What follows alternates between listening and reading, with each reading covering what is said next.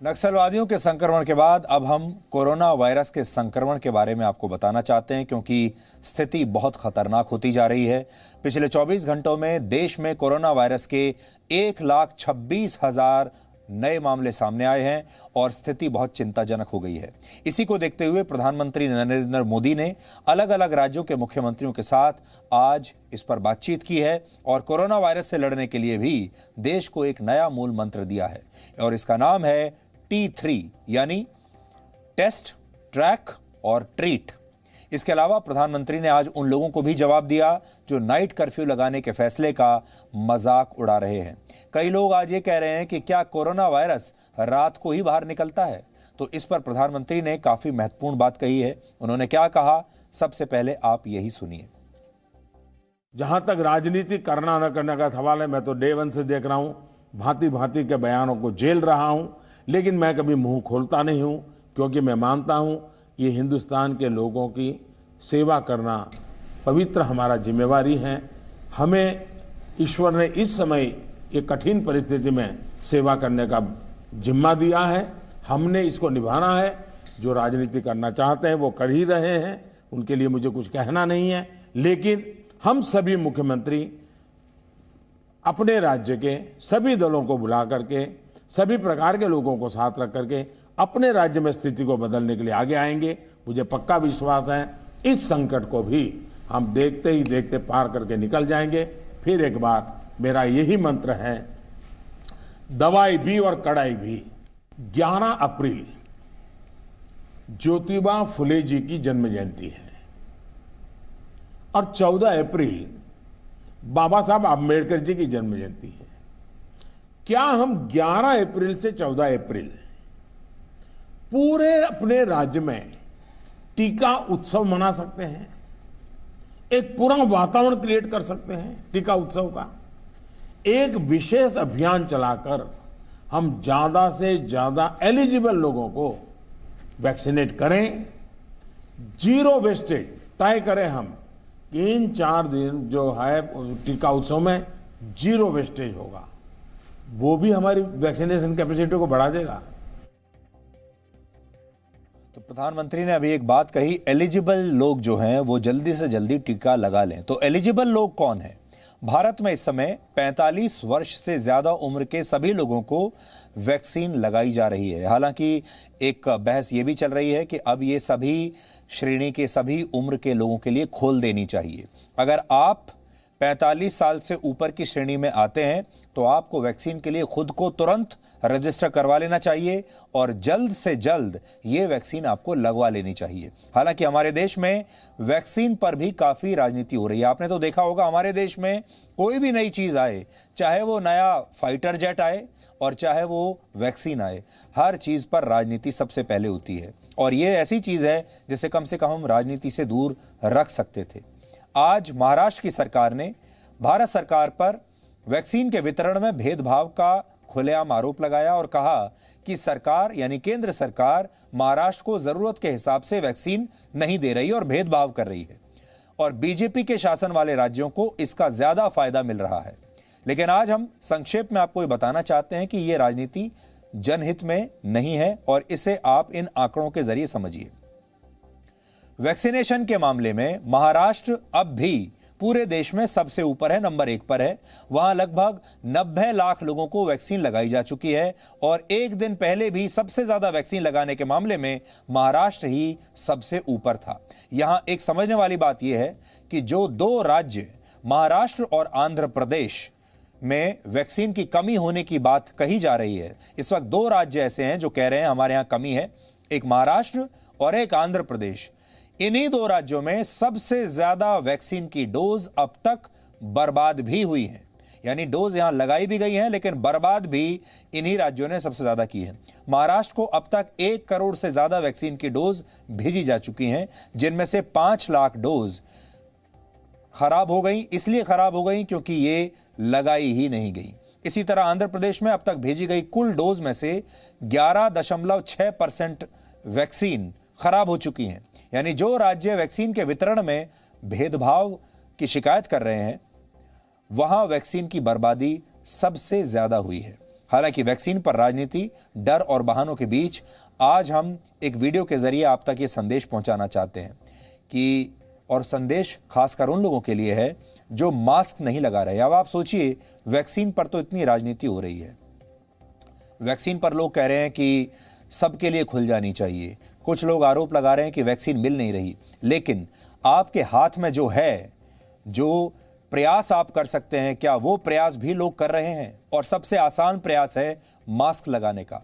Mask तो सबके पास है, ऐसा कोई व्यक्ति नहीं जिसके पास मास्क ना हो, लेकिन जब आप बाहर निकलेंगे अपने देश में, अपने शहर में, अपने गांव में, तो आपको बड़ी संख्या में ऐसे लोग दिखेंगे जो मास्क भी नहीं लगा रहे। उन्हें वैक्सीन तो चाहिए लेकिन मास्क लगाने के लिए तैयार नहीं है, और ना ही एक दूसरे से 2 गज की दूरी बनाने के लिए ये लोग तैयार हैं। यानी सोशल डिस्टेंसिंग भी नहीं करनी, मास्क भी नहीं लगाना, लेकिन वैक्सीन के लिए बहुत तत्पर हैं।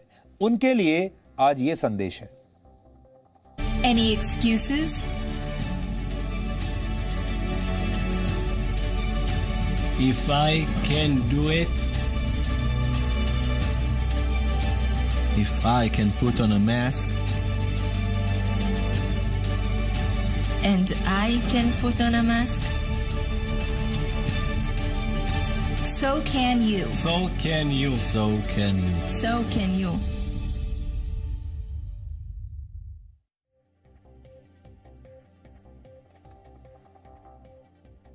ये सारे वो लोग हैं जो फिजिकली चैलेंज्ड हैं, दिव्यांग हैं, और भगवान ने इन्हें ऐसी स्थिति में लाकर छोड़ा है कि ये चाहें तो बहुत सारे काम नहीं कर पाएंगे।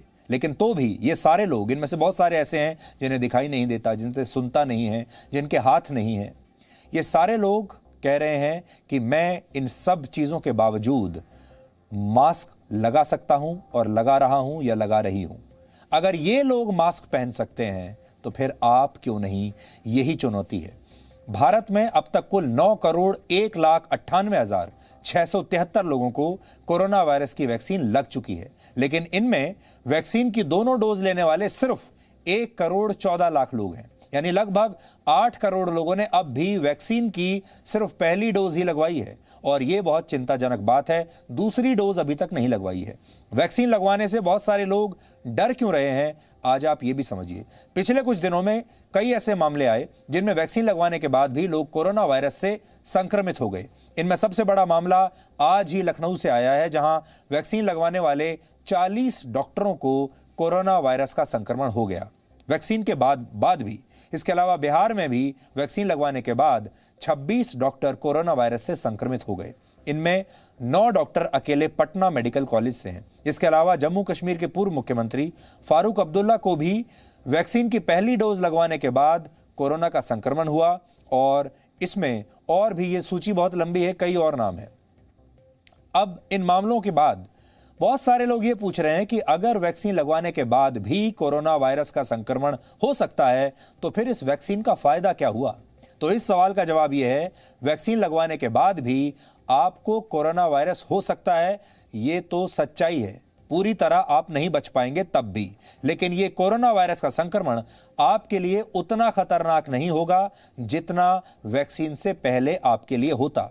अगर आपने वैक्सीन की दोनों डोज लगवाई होंगी तो इससे कोरोना वायरस आपको बहुत ज्यादा प्रभावित नहीं कर पाएगा, बहुत गंभीरता से प्रभावित नहीं कर पाएगा। आपको मामूली लक्षण होंगे और आप बहुत आसानी से ठीक हो जाएंगे। यानी आपकी जो इम्यूनिटी है, लड़ने की जो शक्ति है इस कोरोना वायरस से, वो वैक्सीन के बाद कहीं ज्यादा बढ़ जाएगी, जिसके कारण आप कोरोना वायरस को हरा पाएंगे बहुत आसानी से, और आपके शरीर का नुकसान नहीं होगा। यानी ये तब भी आपके शरीर में एक शील्ड की तरह काम करेगी, एक कवच की तरह काम करेगी।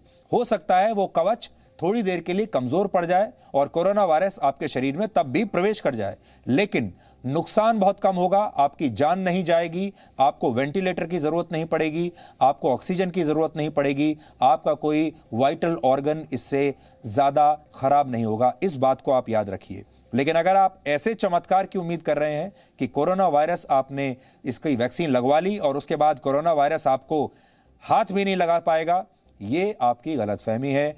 ऐसी वैक्सीन तो दुनिया में किसी के पास नहीं है, और उसके बाद भी आपको मास्क लगाकर रखना चाहिए, सोशल डिस्टेंसिंग का पालन आपको करना ही चाहिए। आपको याद होगा दिल्ली हाई कोर्ट ने अभी हाल ही में अपने एक फैसले में कहा है कि अगर कोई व्यक्ति गाड़ी में, अपनी कार में भी अकेले ही गाड़ी में बैठा हुआ है, अकेले ही अपनी गाड़ी चला रहा है, तो उसके लिए भी मास्क लगाना जरूरी है। यानी अगर आप अपनी गाड़ी में अकेले जा रहे हैं, कहीं आपके साथ कोई नहीं है, तो भी आपको मास्क लगा कर रखना है। लेकिन हमारा देश भी बड़ा अजीब है। अब सवाल यह है कि अकेले जो गाड़ी में जा रहे हैं वो तो मास्क लगाएंगे, ये तो हाई कोर्ट कह रहा है, लेकिन उन लोगों का क्या जो बाहर जब निकल रहे हैं बाजारों में, जो ट्रेन में जा रहे हैं, बस में जा रहे हैं और मास्क लगा ही नहीं रहे। आप अलग अलग राज्यों से आई ये तस्वीरें देखिए, ना तो लोग मास्क लगा रहे हैं, ना ही 2 गज की दूरी के नियम का पालन कर रहे हैं। एक तरफ हमारी अदालतें ये कह रही हैं कि अकेले गाड़ी में भी मास्क लगा के रखो, दूसरी तरफ ये हमारे देश की सड़कों का हाल है जहां पर लोग बाहर निकले हुए हैं और मास्क के दर्शन आपको दूर दूर तक नहीं होंगे। इसीलिए आज भी आपसे कहना चाहते हैं कि आप इस मामले को गंभीरता से लीजिए। हालत वही है, चाहे दिल्ली हो, मुंबई हो, अमृतसर हो, कोई और शहर हो, सारी तस्वीरें आपके सामने हैं। मास्क किसी के पास नहीं है। सब व्यक्ति, सब लोग चमत्कार की उम्मीद करे बैठे हैं। अब आप सोचिए, ऐसे लोगों को तो ये शिकायत होनी ही नहीं चाहिए कि इन्हें वैक्सीन नहीं मिल रही। हालांकि इन लोगों को इस बात की काफी चिंता है कि कहीं देश में फिर से लॉकडाउन तो नहीं हो जाएगा। तो आज हम कहना चाहते हैं कि अगर आपने इस महामारी को गंभीरता से लेना शुरू नहीं किया, अनुशासन नहीं दिखाया, तो फिर हमारे देश को लॉकडाउन से दोबारा कोई नहीं बचा पाएगा और इसके संकेत भी अब मिलने लगे हैं। मध्य प्रदेश की सरकार ने राज्य के शहरी इलाकों में वीकेंड्स पर 12 घंटे के लॉकडाउन का ऐलान कर दिया है। ये लॉकडाउन शाम 6 बजे से सुबह 6 बजे तक लागू रहेगा। इसके अलावा नाइट कर्फ्यू भी लगाया गया है। दिल्ली के पास नोएडा में भी रात 10 बजे से सुबह 5 बजे तक नाइट कर्फ्यू लगा दिया गया है। दिल्ली में पहले से ही नाइट कर्फ्यू लगा हुआ है। महाराष्ट्र के भी कई जिलों में मिनी लॉकडाउन और नाइट कर्फ्यू लागू है और दूसरे राज्यों में भी इस तरह के कदम उठाए जा रहे हैं। यानी ये वो लक्षण हैं जो बता रहे हैं कि अगर आपने कोरोना वायरस को गंभीरता से नहीं लिया तो फिर से देश को लॉकडाउन की तरफ जाना पड़ेगा और लॉकडाउन ना तो देश के लिए अच्छा है, ना ही आपके लिए अच्छा है। इस बीच प्रधानमंत्री मोदी ने भी आज कोरोना वायरस की वैक्सीन की दूसरी डोज लगवा ली है। इससे ठीक 38 दिन पहले उन्होंने 1 मार्च को इस वैक्सीन की पहली डोज लगवाई थी। उन्होंने ये दोनों डोज दिल्ली के एम्स अस्पताल में लगवाई हैं और प्रधानमंत्री आज सुबह सुबह, पहले की तरह ही, पहले भी सुबह सुबह गए थे बहुत जल्दी, आज भी वो सुबह सुबह एम्स पहुंच गए जहां उन्होंने भारत बायोटेक द्वारा बनाई गई स्वदेशी कोवैक्सीन की दूसरी डोज लगवाई है। और जिन 2 नर्सों ने उन्हें ये टीका लगाया आज, वो पुडुचेरी की रहने वाली हैं। इनमें नर्स पी निवेद पहले वैक्सीनेशन के दौरान भी मौजूद थीं और उन्होंने ही प्रधानमंत्री को टीका भी लगाया। आज सुबह ही हमें पता चला कि सर अपनी कोवैक्सीन की सेकेंड डोज के लिए एम्स आ रहे हैं और हमें उन्हें वैक्सीनेट करना है। हमने उनको वैक्सीन की सेकेंड डोज दी और हमें बहुत अच्छा लगा उनसे मिलके और फिर उनसे थोड़ी सी बातचीत भी हुई। उन्होंने पूछा कि हम कहाँ से हैं और फिर एक फ़ोटोग्राफ ली and it was really very memorable moment for me कि उनसे मिलने का मौका मिला और उन्हें वैक्सीनेट करने का मौका मिला इस पैंडेमिक सिचुएशन में। So thank you. I am the vaccinator who gave the Prime Minister the first dose of Covaxin. Presently, I am working in the Hospital Infection Control Committee. आज I had another opportunity to meet sir to vaccinate him for the second time. I assisted Sister Nisha. Basically, I am from Pondicherry, as already told. I was elated again. I got a second opportunity to meet sir. अच्छा लगा, sir से फिर से बातचीत हुई।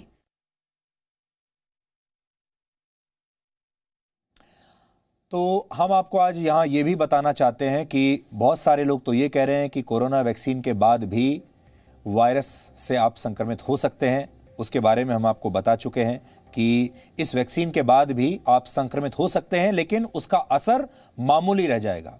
दूसरी बड़ी बात जो लोगों के बीच में गलतफहमी का विषय बनी हुई है वो ये कि इस वैक्सीन का साइड इफेक्ट होता है और कई देशों में एस्ट्राजेनेका खासतौर पर, जिसे यहाँ कोविशील्ड के नाम से लगाया जा रहा है, एस्ट्राजेनेका की जो वैक्सीन है उसके साइड इफेक्ट्स के बारे में भी चर्चा हो रही है। कई देशों ने इसे कुछ देर के लिए बंद कर दिया है और कहा जा रहा है कि इसके बाद इस वैक्सीन को लगवाने के बाद ब्लड क्लॉटिंग हो रही है, लेकिन हम आपको बताना चाहते हैं कि ब्लड क्लॉटिंग का जो साइड इफेक्ट हो रहा है वो इतना मामूली है और इतने कम लोगों में हो रहा है। आप इस तरह से समझिए कि 1 लाख में शायद मुश्किल से एक व्यक्ति को इस तरह का साइड इफेक्ट हो रहा है।